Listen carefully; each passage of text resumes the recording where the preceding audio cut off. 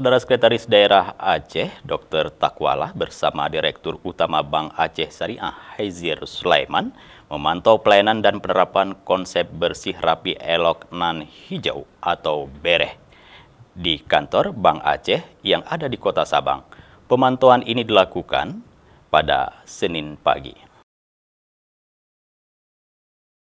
Adapun kantor yang dikunjungi PLT Komisaris Utama Bank Aceh itu adalah kantor Bank Aceh Sabang di Jalan Perdagangan Kecamatan Sukakarya dan kantor cabang pembantu di Kampung Codbahu, Kecamatan Sukajaya.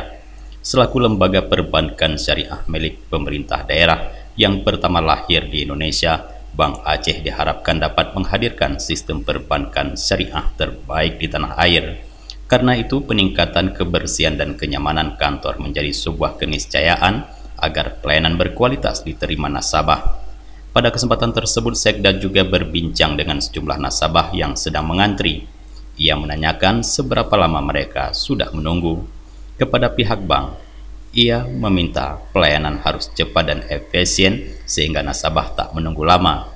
Hadir mendampingi Sekda Kepala Biro Humas dan Protokol Setda Aceh Muhammad Iswanto, Kepala Biro Perekonomian Amirullah, dan staf khusus Gubernur Aceh Wiratma Dinata.